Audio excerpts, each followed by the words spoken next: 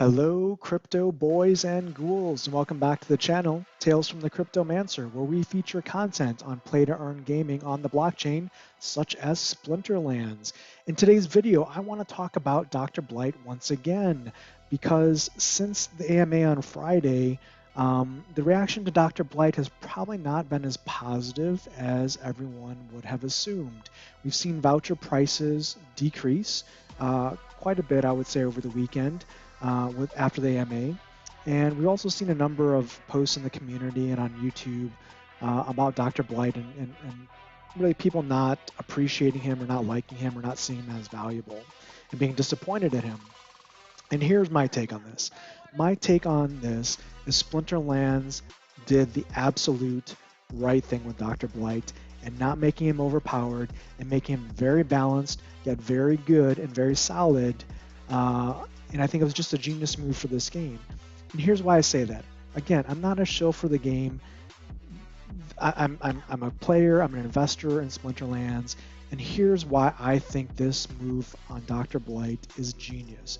The reason why is because you don't want to introduce cards that redefine the meta every release or every, whether it's Chaos Legion or Rift Watchers or Rebellion, whatever. You don't want to have power creep in a game like this. It hurts the value, it hurts the ecosystem, and it hurts the game. By keeping the game balanced and by doing things like a modern and a wild format and doing a lot of the thought that the devs are putting in this game, they're ensuring the longevity of this game. They're ensuring the investment potential continues to grow and increase rather than be diluted. And I say that from experience in playing other games that have suffered from power creep, and because they weren't able to control power creep and kept introducing newer cards, newer features of the game that basically made other cards and other parts of the game obsolete, just killed the game. And let me give you an example of that from my personal gaming experience. I used to play a game on mobile devices called Star Wars Force Collection. It actually had a lot of similarities to Splinterlands in that it was a card collection game. It wasn't on the blockchain. It was a mobile device based game on iOS or Android. And it was based in the Star Wars universe. And you had cards, you had battles, you had evolutions, you had burning of cards basically and evolving them. And there was actually a market for the cards in this game. It violated the terms of service, so you had to do it out of the game. And you could be banned, right? This is before blockchain.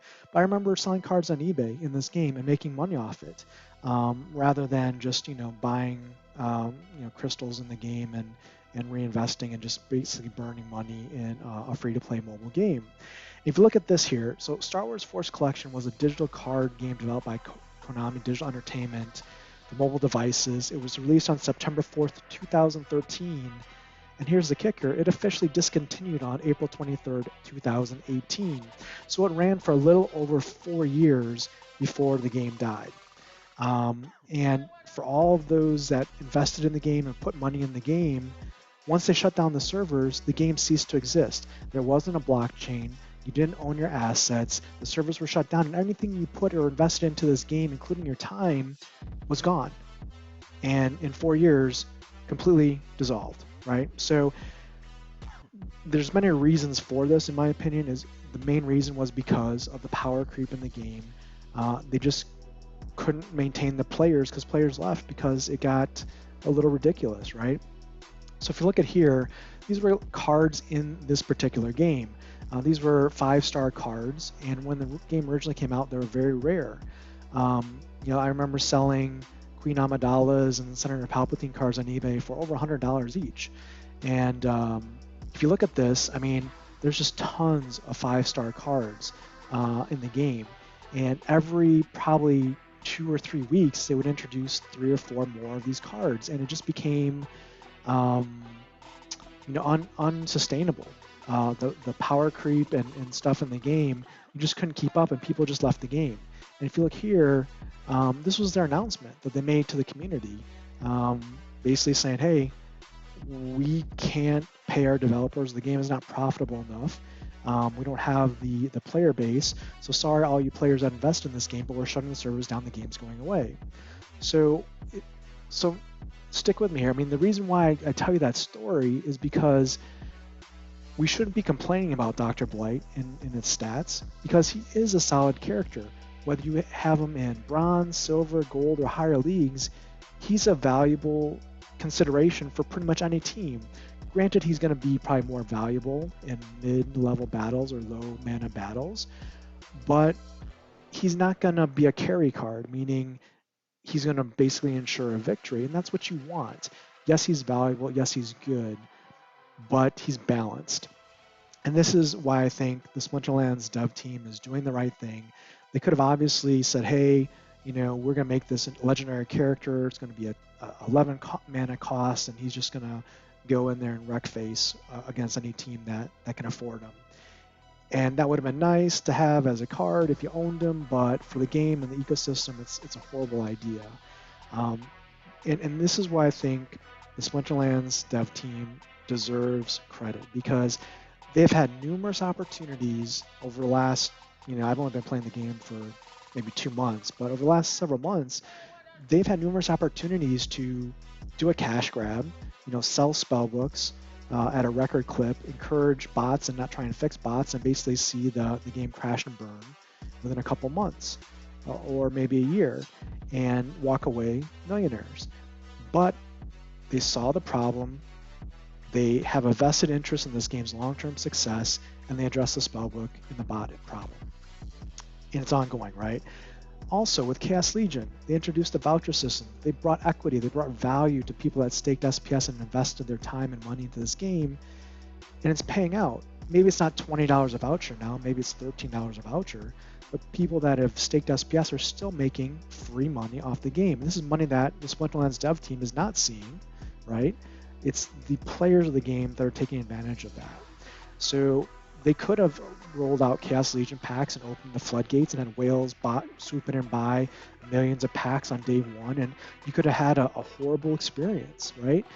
There's a lot of NFT mintings and launches, whether it's Star Atlas ships or Voxies from Gala Games, but they've just gone horribly wrong, where people have paid outrageous gas fees on networks and got nothing in return but disappointment. And with Splinterlands, we have a metered system where we're slowly rolling out the cards. We're seeing value in the ecosystem. It's not going to flood the market. There will be an opportunity for new players to take advantage in the marketplace or buying packs in the future. So there's a lot of noise on both sides. You've got veteran players saying Dr. Blight's not powerful enough. You've got new players saying, hey, I want to buy all the packs right now. Go let me have them. I don't like vouchers. I don't like to wait. There's a happy balance and a happy medium when it comes to game economies, game mechanics. And I really have to say that I'm impressed with Splinterlands, the dev team. They're holding the line. They're trying to maintain a balance for the long-term viability of this game. And this is why I think it should give faith to all those that are either new players or existing players that this game has a bright future as long as the team stays intact, continues to look at the long-term health of this game and its community. This is going to be a very fun ride. So that's my take on Dr. Blight, why he is balanced, why it's a genius move, and why it's great for the game. I'd be curious to hear your opinions and your takes on this. Until next time, keep stacking those stats. That's entertainment.